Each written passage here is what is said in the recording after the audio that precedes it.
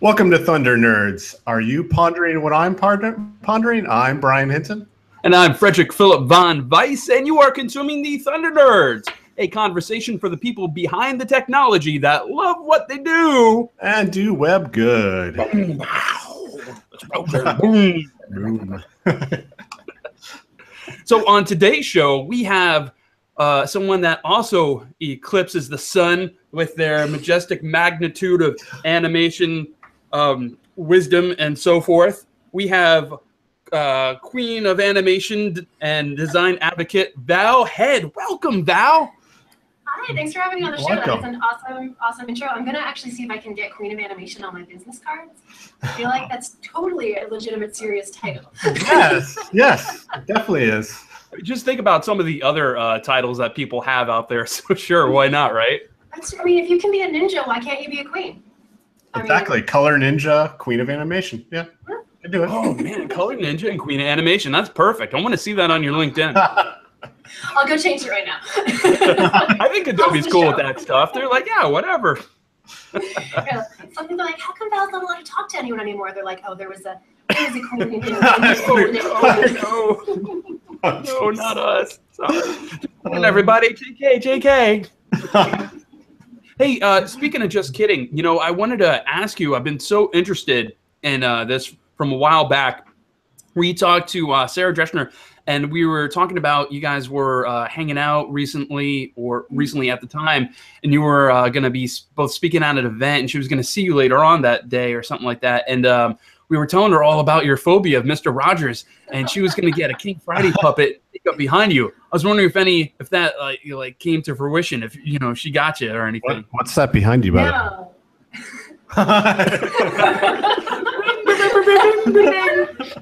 Hi, Val. It's just a man to make believe. What's that? And I had no idea that was a thing you discussed until you mentioned it.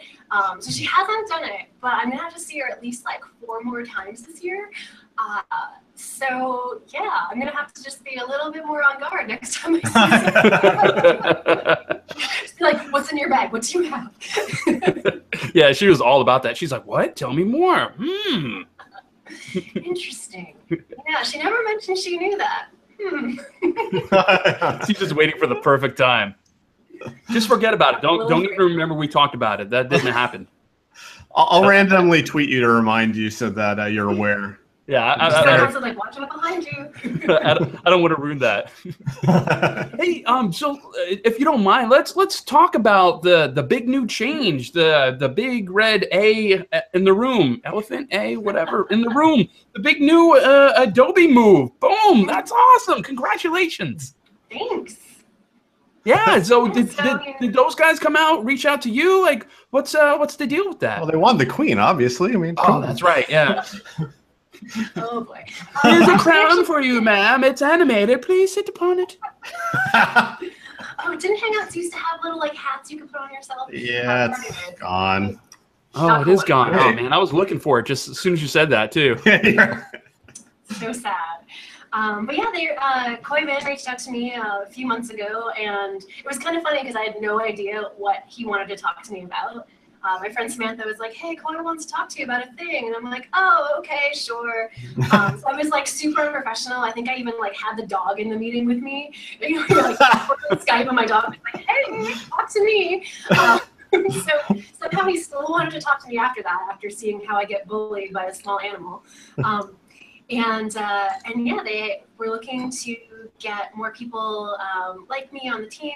They wanted like kind of more like connection with the community and stuff, which is a lot of what I was doing. And you know, Koi is awesome. I'd never met him before this actually, but I'd read like his blog and his books, and I was like, he's a design person I would like to work with. And throughout the whole process, it just was like the whole interview process was like me meeting more and more people that I was like, you are amazing and super cool. I would like to work with you. Were you like pinching yourself and be like, wait, is this real? Am I dreaming? Kind of. I'm like, these people are super smart. Why do they want to work with me? Well, birds of a feather. Yeah. So it was like, I was just really, you know, really impressed with all of them and what they're working on, and just the fact that they're all such like personable people. Like not all smart people are easy to talk to. So it was really nice to find that there's so many of both smart and easy to talk to people at Adobe. So at that point I was like, well, I'm going to do this because these people are really cool and we want to be like. Oh, you didn't think about it? You were like, I don't know. It's definitely weird to go from like doing your own thing to working for someone else. But oh yeah, definitely. It was just, so there were just so many interesting things happening and just like really solid people. And I'm like, I got to do this. I need to, I want to work with these people. So what are you doing? What is your day-to-day like there now? Currently coming up with new job titles. Queen of animation. On an animated throne. That'll be my next project. But my team's really focused a lot on like, I guess essentially community engagement, like trying to help get more feedback from the community back to Adobe, kind of let people know more what Adobe is working on, and kind of like bring them closer together in general.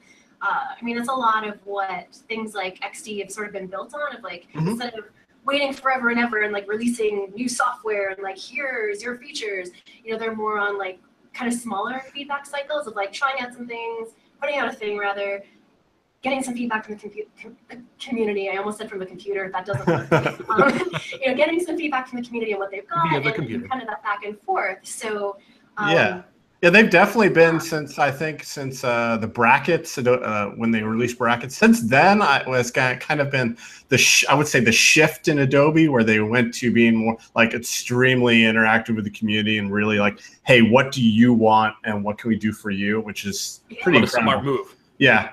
Definitely. No, it totally is. It's like, of course, listen to people, but I mean, it's harder to do, right? Like getting like honest feedback about things you're working on it's tough. That's why a lot of, that's why a lot of people don't do it.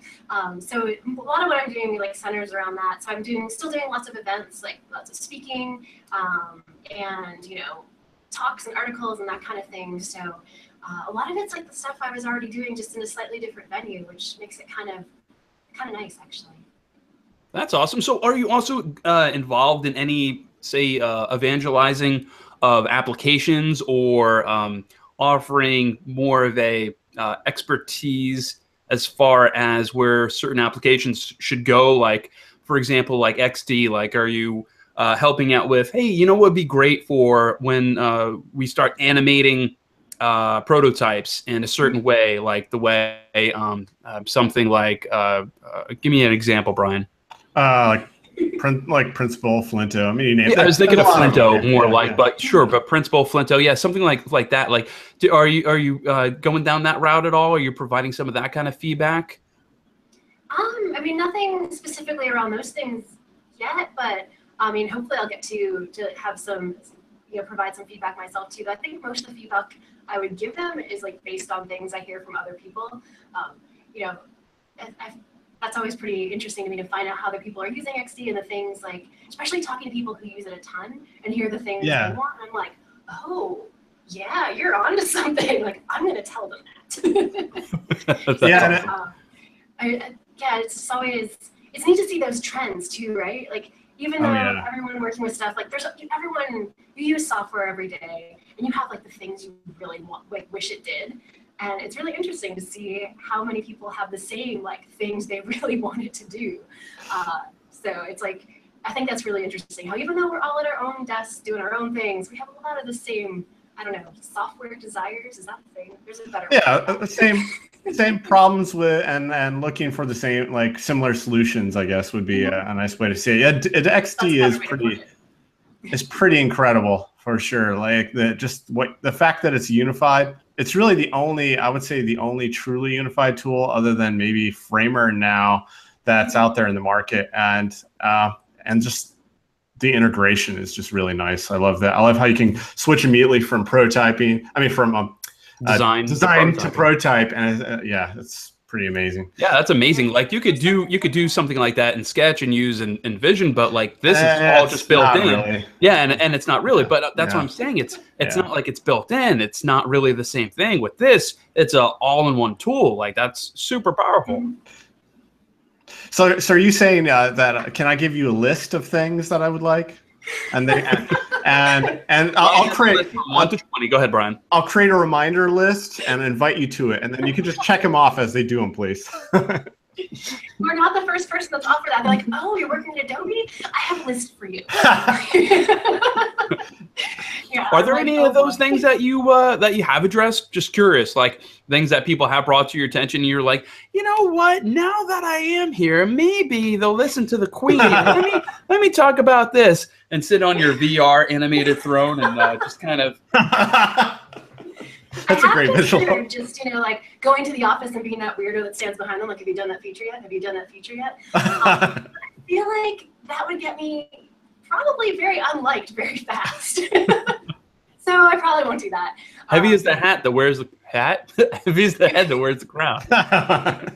Or the hat, I guess. Who knows? Yeah. Maybe it's probably I'm just not wearing the right costume when I try to make unreasonable demands. I feel like if you did walk around with the crown and the gown, that you would get more. Oh, well, I guess she means it. Yeah, I think I'd get more attention. Like, I don't know if anyone would take me seriously. Like, does she think it's dress up day? Who knows? I would love to see you too do something where you kind of did with your videos. That take that obsession you have with Tom Cruise and bring that. Oh, yeah, I forgot about that. I forgot you're one of the only other people that got that connection. There's literally like 3 people I run into who understood that pun. One of them was you. I don't know how you don't get that. That's so awesome. We'll link to that our last interview with you, so everyone can kind of remember and review that. Yeah, and but I really would like the other person was coy. Oh, really? Yeah. See? He was like, "Oh yeah, I totally get it." I'm like, "Really?" Like I said, birds of a feather, smart people. But yeah, but my point is, like, I'd really love to see you get back into some kind of sorry, motion and meaning. Motion and meaning. Not specifically the podcast, but I would love to see something like that with a I want that flavor. What did you say? I want that. Yeah. If you don't want that, okay, want that, but I would like that. Right. I think we'd all like that, but. Let's move forward. I would love to see that in an Adobe flavor, like you doing that for Adobe with some kind of Adobe design podcast that's very specific, where it's you possibly exclusively hosting, talking about all these new things, whether it's updates and applications, or how to use certain things, or how to animate things, just the things that you normally talk about. I think that would make an amazing show and probably skyrocket up to #1 pretty fast. Yeah, that would be pretty fun. I definitely want to do some sort of another like podcasty or video-y thing. Like, I actually miss doing motion and meaning too, but it's sort of like it just, do it. Is that you, Santa Claus? Who said that? Mr. Rogers? Mr. Rogers? What's it, King Friday? So that's definitely something, like, I don't know what it's going to be, but I'm going to do something else along those lines, because it's just fun stuff to do, and I'm definitely totally missing the frequency of, like, when I was doing that regularly. So I haven't quite figured out what the next thing is going to be, but there will be something.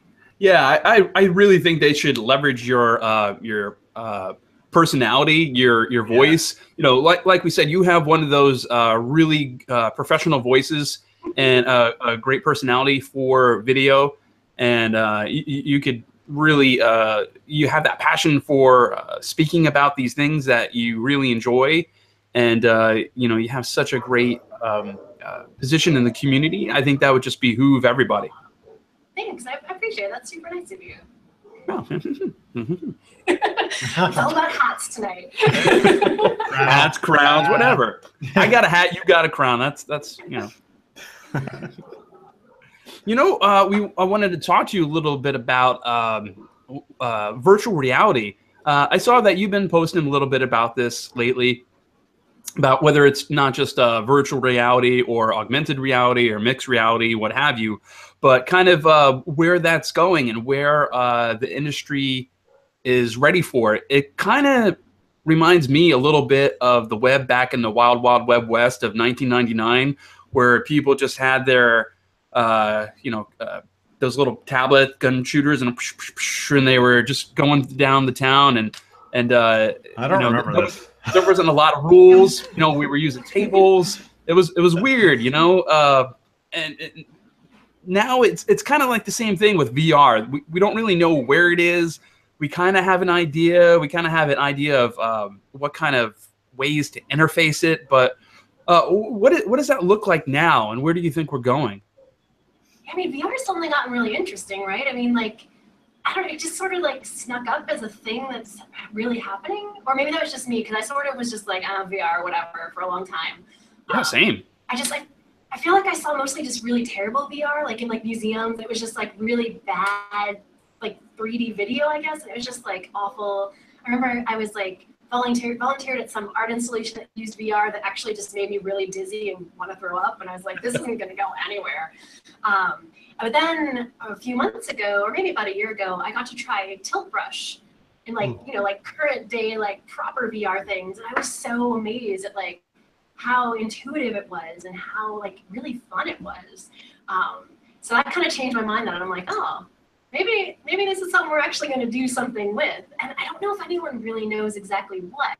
Like, I've read a lot of articles about people using like VR and maybe even some AR to do like research or like test out products that might, you know, that aren't necessarily things you just sit and tap your phone with. Like there was one, I can't remember which company did it, but they were testing some kind of bike computer. So they would actually test it in VR to see like what would people do if like, you know, they needed to use it while they were going down a big hill or something. That might not have been the actual situation they were testing, but somehow they were simulating real bike riding in like, you know, VR, which I'm like, oh, that's really smart. Like there's probably a lot of things that could be tested that way. Like, I'm kind of wondering if instead of VR being like this, like, you know, world in the future where we all are playing video games all the time and like, which I forget which Pixar movie that is, but everyone's just like really fat in these chairs and like no one's actually like Wall-E. Is that Wall-E? Yeah. Like maybe that's not where VR is. I hope that's not where VR is. That's really cute. Like, I don't want to be one of those people. But like there seems to be some direction of it at least where people are like making new tools to like do our jobs better, like to use VR to make things that aren't VR. I'm like, oh, that's really interesting. Like VR as a tool as opposed to like we just live in a video game. Like that kind of realization is what made it super interesting to me. And I'm like, I kind of want to learn more about this and like figure out, I mean, VR just seems so different than stuff that's based on screens. Like, yeah, I know like even in VR, there's like menus and like buttons and stuff, but it works so differently. And it's kind of like tiny bit of familiar in this vast new, like you said, Wild West world where you're like, what is even happening? Anything is possible. Yeah. What does it even mean and where are we going? I'm still in the boat of I don't think it's the future yet. I think like I don't agree like this. This doesn't work. And by the way, our audio listeners, I had my headphone looking kind of like a VR, but like this, where it's like augmented reality. I feel like that's more like, at least from the consumer approach. I think that's more of the future. I think VR still is going to be game focused for consumers. But I do agree, like VR, like imagine like NASA working with a mission on Mars using VR, like tool-based approach definitely is like amazing. And it's full of tons of interesting and weird new UX problems because you're working in a virtual environment. Have you seen anything personally or any weird solutions or just anything interesting approach that you yourself that you'd like to share? I mean, I did, like I was saying, Tilt Brush was one that I thought was really impressive. And the one thing that I really liked about it is like you have those two controllers, but they weren't like, they were two things in your hand that were fixed, but what they were in VR was different. I've run into this a lot because I'm left-handed, so a lot of like game controllers and stuff like are clearly set up for right-handed people. And like, of course, those buttons are all on the right. Like, exactly. There's usually when I'm playing game stuff, there's usually that weird thing. I'm like, oh yes, this is backwards of what I would expect. And I did not have that with the Tilt Brush app. It was like, even though everyone else would use their left hand as their palette and their right hand as their brush, I could flip it around and it like didn't care. It just went with it. And I was like, oh, I appreciate that. So wait, you actually changed the controllers? So you like had it into your dominant hand? You didn't have to even do anything like that. It's like you kind of decided almost, I didn't even remember making that decision of telling it which one was my palette and which one was my brush. It was just like that seamless. And I'm like, That's cool. That's nice. Yeah. Yeah, that's the way it should I work. appreciate that. Yeah, it's amazing because there's going to be so many opportunities for UX designers within this realm, whether it's a more of a tool with VR or we're using AR as our everyday kind of thing. Like, aren't they talking about? I think I read something where Apple is coming out with their augmented reality headset that's AR coming. kit. Yeah, that's coming out with the iPhone, and who knows where that goes and what that looks like in 5-10 years. Like, do we have to start creating environments that cater to this? Like, kind of like the same way when we had the iPhone in 2007, and we started looking at our websites going, this looks a little weird. Why doesn't this fit in here like this? You know, we might start looking at it to go, you know what, this looks a little weird. I'm holding my hands to my eyes. This doesn't really fit like this in my VR. Like, are we going to start thinking about those experiences in the future and possibly go somewhere? Are there opportunities there? Who knows? Well, the bigger question is, will the web translate to VR?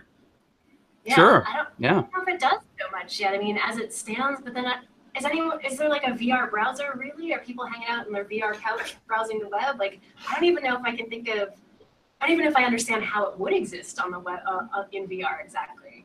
Yeah, I think the best example that I've seen, which is more focused on AR, was with the HoloLens. I don't know. HoloLens. Yeah, sure. The Microsoft thing. Where they basically where they basically had the environment where that you could have a browser that kind of followed you around, over here, and then you could be like, go on that wall, and it would be on the wall and playing the video on the wall. That's why I think AR in a way is more like consumer friendly, because of the fact that it's something that can seamlessly see. That's where I think VR is a problem for the average consumer, because it doesn't fit into your daily life as well as VR could. As far as we think about it, because even AR, think about this, like with augmented reality, you could have you could apply it to a professional situation where you're going from, say, a product to product. Say you work on helicopters, for example, hypothetically. You go from helicopter to helicopter, and you could see your tools, you could see what you need to do next, and you could follow a thing, and it could diagnose what issues are. And the same thing with virtual reality. It might be something to where it's more of a training thing, not something that's in a moment. Yeah, but it's adoption is the thing. And that's why I think I think Apple actually has a big, I guess, advantage, because every single one of these will run AR kit. Brian's holding up a phone. Yeah. I'm holding up my I'm holding up my iPhone. No, it's true. If Apple gets behind the AR thing, like they're rumored to, like that's really going to change. Yeah, that's gonna really wake people up to it, and it's going to spark a new interest with it, and people are going to go, oh shit, maybe I need to get on that. What's that about? I feel like, was it like 5, maybe 10 years ago, there was like a little bit of an AR thing in Flash, like Flash could do AR stuff. And there was like this sort of surge of like a few things coming up. Remember a lot of little animals and planes and stuff. It was mostly games. I think there was like a baseball thing that you could like have a baseball player coming off your card. And then it just like nothing happened after that. Huh. Like, you know, I kind of remember this company. What's their name? Adobe, I think it was. Adobe had something that was a VR thing that was like a create your virtual environment. Do you guys remember that? Am I remembering that correctly? Yeah. Did they have a VR? I'm pretty sure they had a VR thing. AR. Sorry? Was it VR or AR? No, it was VR. Huh. Yeah, it was back in the day. It might have been like 4 or 5 years ago. I don't know if anything came of it. Was it for Virtual Boy? Was it for Virtual Boy? What, Virtual Boy? I don't know what that is. Is that exactly? Virtual No. Oh, okay. So one of those things that came and gone. You don't remember? Wait, was it Virtual Boy? Let's make sure I'm not like being stupid. Virtual. Well, no, I know you're being stupid, but no, Virtual Boy. You don't remember Virtual Boy Nintendo? No, you got to look it up. Tell me, what is it? That sounds like it should be Oh, yeah, I kind of remember this. What did it look like? It was like a weird red, like visor thing, and it's. I just want to point out, 1995. That's when it was out. So VR has been around a while, and I don't even remember what was the name of that movie? Lawnmower Man, right? Lawnmower. Yeah, Lawnmower Man. Yeah, that was the big VR thing. Yeah, and heck, even before that, Tron, kind of in a way. I would consider Tron VR-ish in a way. Yeah. So it's been a long time coming, for sure, and I think we're finally getting to a point where it's usable. Yeah. Every once in a while, someone will tweet those old like '80s VR looking ads. Yeah. Just like someone with this giant headset. Well, do you remember going to the mall too and having those big VR things over by like in the food court, and it was like $20 to go into the VR thing? Did you guys ever experience that? Where did you live? In Sarasota, Florida, unfortunately. I don't remember that. There was these lines around the mall to experience this VR thing. That was like $20 a pop for 5 minutes. Wow.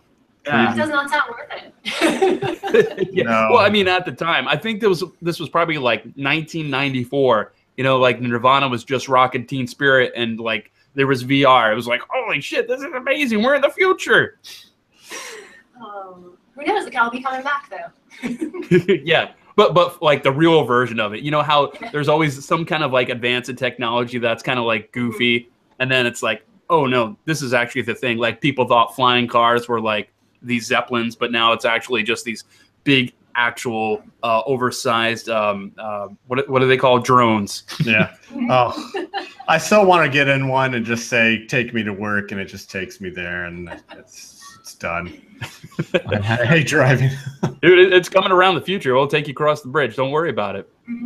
But yeah, you know, I've been reading a lot of articles about that. You know, is this the year that we that we break the glass, going from clicks and taps and moving out of there and going into something that's totally gesture wildly in front of us. Yeah. Are we gonna be like what's that movie, Minority Report, where we're just kind of swiping? Are we gonna get one of those rings that I keep seeing on those Facebook ads where it's that I can't use on anything? Like, is that the thing? Am I gonna get that infrared keyboard that shoots out of my iPhone? What's going on, right? I like the the year we break the glass sounds so dramatic, but it really does, right? Yeah, that's whoever came up with that's a great metaphor. It's just like it just sounds so grand. Breaking the glass. Well, it was all something. I feel like that's something we need to be thinking of. I don't know if it's going to happen this year. I mean, like we've only got like 6 months left, not even, right? Well, I think their idea was is this year, meaning that when Apple introduces this, is this the year where people start actually thinking about it and going, oh, we have to prepare for this? Yeah, it could be. I mean, I feel like it's kind of starting already. I mean, not so much with necessarily Apple's push behind it, but things like chatbots and like voice UI things, like those are stuff like people I know have been working on. Like it's not just something for like the fancy like experimental design lab people. It's like exactly. You know, I was hanging out with like a designer friend of mine a few months ago, and she was talking about how her work was working on a chatbot, and I was like, what? It was not a thing I expected to come up. I didn't expect to know someone working on one. See, my thing with chatbots, and I have yet. I mean, maybe there's some tech company that is working on one that, I mean, even Google's. It's still to me like the old. I don't know if either one of you remember Sam I Am, it was a chatbot that I used in like I want to say like mid 90s that you could talk to, interact with, and it would remember, I guess, stored all the things you said, and as you were conversing, it like had a personality, and it would remember what you said and would be able to interact with you. Yeah, and this was like back in the 90s. So the concept of a chatbot being this new and innovative thing is not really. To me it's the integration with services that perhaps makes it good, but I honestly feel like we're still not there. Yes, Google has their Google Assistant, but the thing with it here, I use this, it does nothing for me. However, Brian's holding an iPhone up. If I'm holding my iPhone, yes, sorry. Talking about Siri. Yeah. Well, no, Google Assistant, I can obviously get on my iPhone, but it doesn't work here. If I'm in lovely San Francisco, California area, or maybe New York City, where services actually integrate with it, then it works. There's this bubble of where this stuff works, and it doesn't work outside of that. And I think a lot of people don't realize that, and they actually get the devices and they're like, "Oh, this is gonna be great." They're like, "Hey, order me pizza," and then it's like, I don't understand. And I'm like, oh, well, Is that how your Siri talks to you? Yes, I changed it. Yes. Is your Siri Carbon? I didn't understand.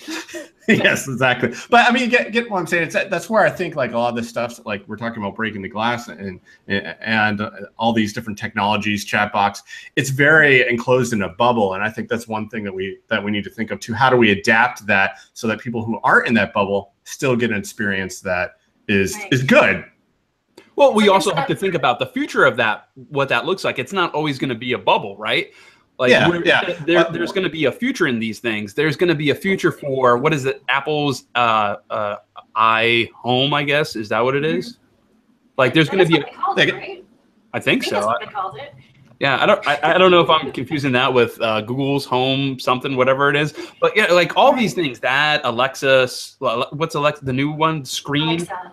Oh. Yeah, well, Alexa has, or Amazon has the Screen version now too. That's all Back to the Futured out. Like, who knows where that's going in the future? There's going to be a lot of opportunities for that. There's going to be opportunities for people in our industry to start thinking about now, and it will probably be a good idea because there's going to be so many different kinds of jobs and whatnot in that area. You know, this is a good time to get on the the blog about that and start typing about it and start learning. I want to know what do you think, Val Head? Like, what exactly like about that situation? I bet like in like 5 years we're gonna think like the stuff we have now is just like ridiculously silly because it's still really awkward, right? Like you said, there's definitely a very specific use case for these. Like they work, like you said, like if you're in a major city, they don't really work anywhere else, and like they only work for like specific things, like order me pizza or whatever else. But I feel like it's still very awkward. Like talking to Alexa is very awkward. Yeah. It's not like you're having a normal conversation. You just turn to a person and be like, hey, you know, what's 3 cups and ounces? Like, it's not like you have to like interrupt what you're doing. You have to address Alexa, making sure she heard you. And then it's like, it's still not natural. The voice ones, and I feel like the chat ones are sometimes even worse. Like I've never interacted with a chat bot that I was not really awkward. And I think it's because there's so much we take for granted with human to human interaction. And as soon as something has a voice or is like typing to us, we expect things from it that it can't do because it's not a human. And I feel like that's going to be the key to making this good. It's like making those things that understand like the flow of conversation, understand humans like intent and just behaviors, and the way like sometimes when we say one word, it means like 50 different things depending on what's going on. In different languages. Yeah. Humans are complicated. It's exactly. And it's a very difficult problem to solve, and you recognize the whole bubble thing as well. And I mean, it's kind of frustrating for me to use these, a lot of these services and expect it to be something, and it's not. And but getting back to the whole, like, how can that be solved where the service doesn't work? I mean, you can only wait so long for them, the things to move into your area. What is the gap? What is the stopgap? Yeah, I'm not sure. I mean, maybe having like things opened up more for people to like make their own custom version of it. I don't know. Like especially when it comes to like delivering things, it's like if that infrastructure is not there, it's just not there. This is totally a problem even without the chatbot things. I was visiting a friend the other weekend where they were excited because a 4th restaurant would deliver to their suburb now. And that was with that was with like the phone or like online, or I guess it was online ordering, but yeah, they're like, there's a 4th restaurant that will deliver here. Yes. For me, I live in a city where I'm like, there's like 4 restaurants up the street. I could get anything delivered to me at any point in time, but it's a very interesting problem to realize that's not the norm. I think there's probably a lot more people living in these small towns or suburbs that don't have like 50 restaurants that will deliver to them at a drop of a hat. And I don't know if we're thinking about that enough when we design these things. Like they are really designed for a person living in a place that's surrounded by like, really great internet stuff and like all these things nearby that the internet can just be like, hey, come bring them stuff. And I think that's the case much less than we think it is. So it's That's true. You're not going to be able to order a lobster cappuccino in the middle of rural Ohio. That sounds A lobster disgusting. cappuccino? You never had one? Oh, it's delicious. I feel like you shouldn't be allowed to order that. That sounds really awful. No. Sorry. Yeah. No, it's from a old Wendy's commercial I remember a long time ago where they started having cappuccinos in Wendy's, and they were trying to make it sound like everybody else was too fancy or too good. Oh, yeah, I don't know if that's a good direction for Wendy's. Probably. Sorry, Wendy's. I want to kind of quickly take a second to go back to the whole breaking the glass thing and the adaptive design. To me, it's very interesting because we have, I mean, right now it's pretty simple because we have, I mean, simple in quotations, where you can move, where you can move from a desktop to a laptop to a tablet to a phone to an Xbox and then the experience kind of translates really well. Now to your home system as well. Home system. Mm-hmm. Sure, like if you start thinking about those chatbot tool interfaces, like a Alexa or a whatnot, the Apple iHome. Yeah, that was actually the next thing I was going to say is that maybe the interface becomes less about something you tactilely interact with and something more about that you verbally communicate with. But and how can, as designers, we make that a better experience? Like what do we need to think about and how, like, because there is UX even in something like that. Absolutely. I think we have to be careful not to make that mistake we did with mobile, right? Where everyone's like, no one wants to access a website on mobile. Like that was kind of what everyone thought at first. Like no one wants to see a website on their phone. That's silly. And then there was kind of the point where we all assumed that like everyone on mobile is on the go and like, walking down the street while texting. We got to make the text bigger. Yeah, and that wasn't true either. Like I feel like we tried to, the problem with both of us, we tried to like figure out exactly, like narrow the silo of exactly like who is using, based on the device of being like, well, if you're using this device, you must be this kind of person. And hopefully we learned the lesson in that one, that that's not a one-to-one relationship. You can't assume like that the person's on the go because they have a small screen. I think that's going to be a danger even going into this stuff where you're like, oh, well, assume that the person is like cooking because they're talking to Alexa. I hope no one is assuming that, but like, I think it'd be really easy to fall into that trap again, right? To simplify it and be like, oh, well, if you're using voice UI, it must be because you're doing this. You're multitasking. An interesting thought I have is accessibility. With websites and everything, imagine we can't see the website. We can't interact with it because we're not using a device that has a view and interface. So things like accessibility then become very important, where it communicates the content of the site, what's important on the site, and like it communicates that. Like screen readers, same kind of thing. Like we're gonna have to start saying, hey, tell me what's on this website. Read me that recipe. If we exactly. Multitasking scenario. Like if Alexa can't find the recipe because your website is like such a giant mess and like the source is terrible. Yeah, you have a display hidden and it can't read it. Yeah.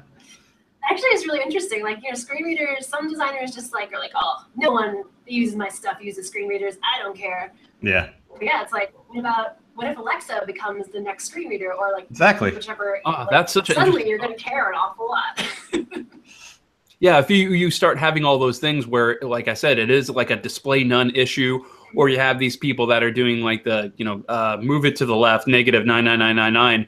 What is the result of that? Then are people going to start paying attention? Is that when they start going, oh yeah, actually I do care about accessibility? It might be. I mean, definitely these different like modalities of, like kind of losing that. The one thing that like both mobile and desktop have in common is that the screen is just a different size. Once there's no screen, it's like you are really going to have to care more about these like fundamental things that maybe, not everyone easily dismisses accessibility. Most people think it's really important. But it is a thing that like I know in previous jobs of mine, it was like one of the first things out the window because they're like, no one blind uses this website. And like, as a junior designer person, you were like, that doesn't sound right, but I can't prove it, so maybe you're right. And I feel like those arguments are going to be like kind of like those arguments to say that's not important are going to become a lot harder once you realize your content's going to have to be accessible, like not in accessibility necessarily, but like accessible without screens, with some other format of communication. Yeah, because you'll have that same scenario where you might use your Alexa the same way that you might use your Siri in 2 to 3 years in your car, where you say, "Hey Siri, look up." Oh, blah, don't blah, do blah. that. Well, I mean, Siri might get to that point where it's actually, works well, and you might say, "Hey Siri, tell me blah blah blah, and do this and this and that." You don't say that. People's devices will go off. Hey Siri. I think by now they know your voice, don't they? Okay. If I say hey Siri, I don't think they're actually going to go off. Hey Siri, hey Siri. Hey Siri, You'd be surprised. Hey Siri, call Mom. I'm so You'd be glad that surprised. Siri turned off right now. I just heard it. My parents would be very upset. Oh, my Siri did it. Calling Mom. That's even hilarious. Like, how come no one listens to our podcast anymore? It's like, oh, I just can't. I mean, Alexa definitely does not recognize different voices, which I think is kind of hilarious, considering, or maybe not hilarious. It runs into some interesting situations because it's kind of this thing that's supposed to be like a household object, right? Something that everyone in your house can use, but it can't tell the difference between your voice and like your kid's voice, which is like has clearly run people into some problems, like that one news story about the little girl that I think ordered a bunch of dollhouses or something. One thing that is amazing about it is the fact that you can be in the other room. It can be playing music, and you can be like, "Hey Alexa," and it can hear you. And I'm like, "What the heck?" That's amazing. Yeah, it's also a little bit scary too, isn't it? Like, isn't it a little 1984? It's always listening. Yeah. Who knows if it's recording or not? I mean, didn't we have that issue just like 4 or 5 years ago where the NSA was like, "No, we're not recording everything," and then we find out they're recording everything, and the conversation we have is like in the Library of Congress. Yeah, like, I think I know when you watched the Gummy Bears when you were 7 years old. I have that recorded. Like, what? I mean, really, though, in this day and age, I mean, with all the connection, you have to expect it. I mean, it's not a matter of they're invading your privacy. It's just more a matter of that everyone is socially connected, and it's out there, and that's just how it is. And invading your privacy, yeah. People just have to set up their things to be secure and limit. Either make the conscious decision, I'm not going to have this on and always listening. You just got to expect that it could be possible. And if it's not the government, it could be just some person hacked into your system. So you need to be safe. And especially with kids and everything, you need to, make sure to secure your different devices. So, yeah. So I think we're getting towards the end. I want to make sure you have enough time for the last few questions. My question is kind of the spotlight. You may remember it. I don't know if you're prepared, but you have two people that go before you, so you can frantically Google, look around. Let me open a browser just in case I need it. So it's a spotlight, something you've discovered recently. It could be beer, barbecue, chocolate. Oh, one thing I do want to say that I want you to communicate to the XD people before we ask this question is tell them thank you for making XD a UWP app on Windows, because that's awesome, and more companies need to do that. Okay, my question, spotlight. My pick is this wonderful, awesome Logitech keyboard. It's the K830, and what's nice is you can see it has a trackpad on it and a keyboard, and it's backlit. And it uses the same unified transmitter as my Logitech Master, which is an awesome mouse, which we'll link that to. It was a previous pick of mine. It's an awesome device. I love it. I love the fact that I can just, it's especially good with the podcast because right now I don't have a separate camera for my MacBook. So I can have this one device in and use my mouse and the keyboard and not have to have a weird, awkward. I can basically move my MacBook back a little bit more. Anyway, that was a long explanation.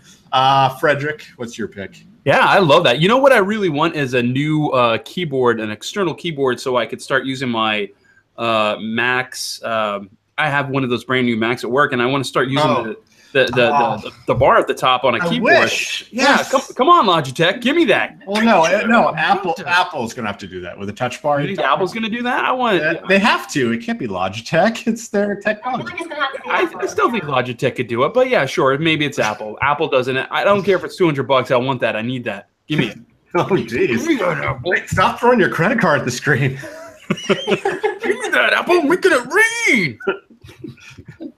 So my pick is this cool new app called, and let me preface, I have a 2-year-old, so don't be weird, everybody. I have a 2-year-old, and it's called Kitty Talk. And it's this cool new app, and I'll show it to you. And you basically, my 2-year-old loves this thing. You could call all sorts of, let me try to get this focus. You won't be able to see it if you talk, Brian. So let me talk and try to show it so it doesn't, you're not going to be able to see it. Anyway, hold on, let me try it. So you could talk. Try decreasing your brightness a little on your screen. That might work. Oh, okay, good point. So you could call different things. Like I could call the horse. Oh, so it's cool. going to call the horse, and I'll wait until it. And then the horse picks up, and then you could say, "Oh, hi, horse," and he picks it up. And he's like, blah, blah, blah, blah, blah, blah. And he's like, "Bye." And then we say bye to the horse. Oh, that is adorable. And then I ask him, "Hey, who do you want to call next, Luther?" And he's like, "Oh, let's call the monkey." So we call the monkey, and we call the monkey, and then we wait, and hopefully the monkey picks up. I don't know if he's going to pick up, but oh, there he is. Oh, the monkey sounds crazy. Bye-bye, monkey. Oh my God, that is such a really nice idea. What is it called? It's called Kitty Talk. It's super cute, super adorable. I'll put a link to it in the show notes. Anyway, he loves it, and we have a lot of fun because he's at preschool. He's been putting the phone to his ear, and he's been blah blah blah. You know, the toy phones. Blah blah blah blah. Okay, bye-bye. That's such a see. That's an idea. That's an app that is just brilliant because kids will love that, and it's such a simple. They can use Daddy's phone, and they can interact and act like they're calling something, and it's an animal, so they get to hear the noise. I love that. And then he says the animal. You know, we call the cow. I'm like, who do you want to call? A cow. Okay, I'm gonna call the cow, and he's like, moo. So it's awesome, and it's a totally free app. How many animals are on it? There's 12 animals on it. Very cool. Yeah, it's a pretty cool app. So that's mine. I don't know if Val can beat that. I mean, Queen animation on your VR animated crown or throne. It wouldn't be a throne of swords. What would it be, Brian? Throne of Keith. Vector lines. Animated vector lines. It'd have to be made out of WebGL. Just canvas, clearly on canvas. Yeah. I don't know if I can beat that app, but one thing I found recently, I don't have it with me, but I can show you the link to it, is this really fancy Logitech remote that will actually put a spotlight circle on your screen when you hit the button. And I feel like it's almost like magic. So instead of a laser pointer, you actually have this circle that lights up on your screen. And it's super amazing.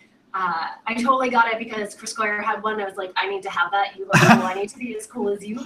And my second favorite thing about it is that it charges just through USB, because I always end up not having batteries. So oh yeah, it does, right? Yeah, I want everything to charge via USB. Now, does it work on a projector? Yeah, it does. What? So wait.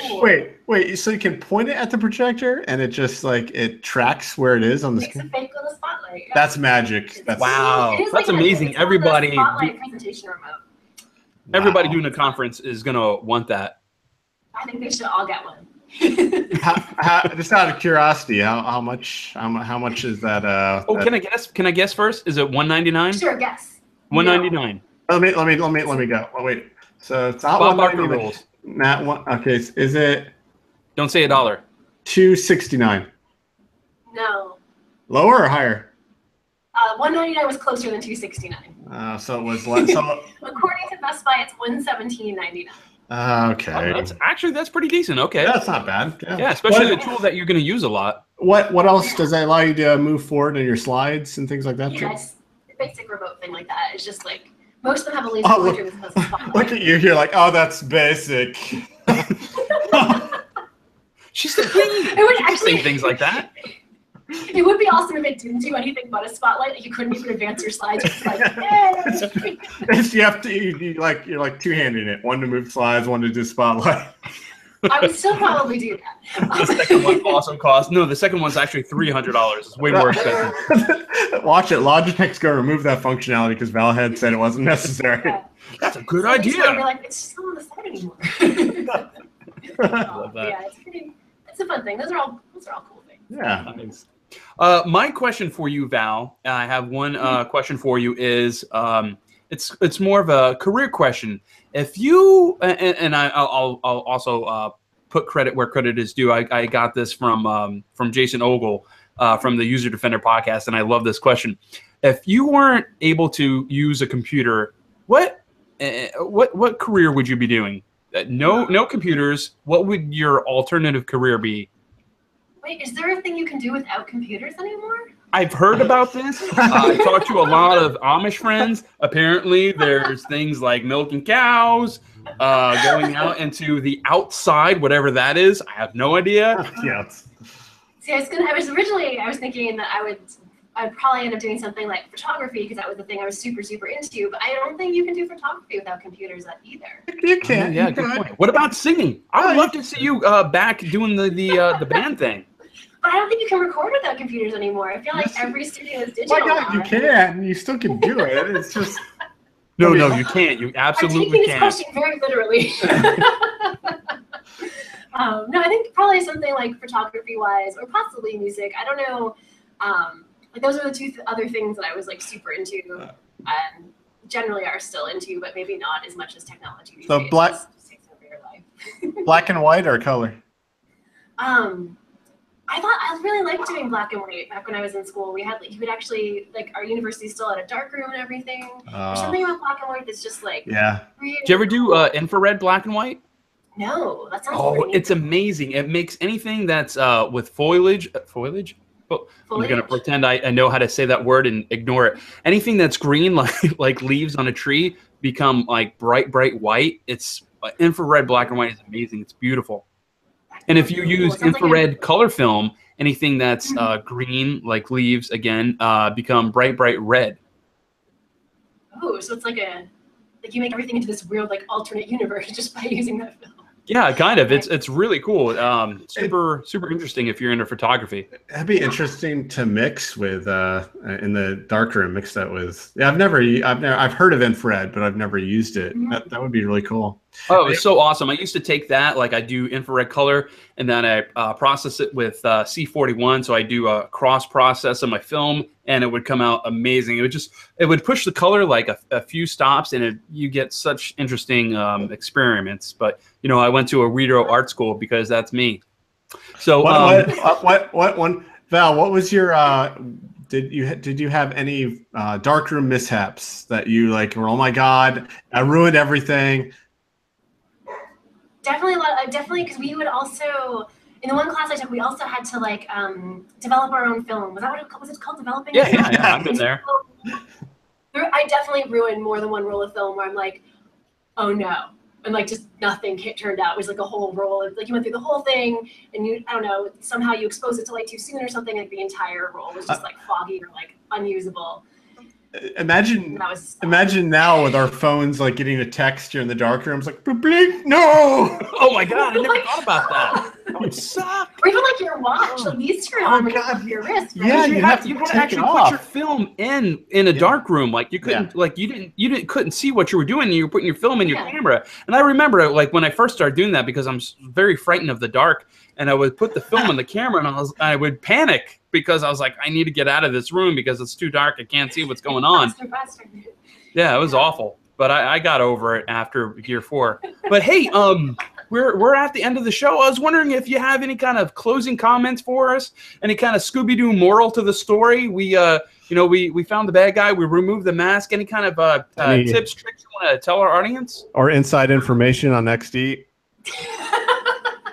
I think I would just say, I think a good theme for all the stuff we've been talking about is just embrace these future technologies. Think about what we can do with them. It seems really wide open, and also try to be smart about it. Try not to repeat the same mistakes we made before. And I think there's tons of opportunity. We're gonna make mistakes. It's gonna happen. I think we're also gonna do some better things than we've ever done. I don't think we should fear this idea of breaking the glass and moving away from screens. I think if we've been designing for screens, we've got skills that can transfer to these other non-screen things too, and probably some really good ideas that should be made. So we should just go for it. Well said. You know what? I feel like that room behind you with that door, like there's something creeping through there, like a king fret. Actually, the door does look kind of creepy because it looks like it's slightly cracked. Do you ever like look back and be like, wait, why is that cracked open? Right? Does that go to the attic?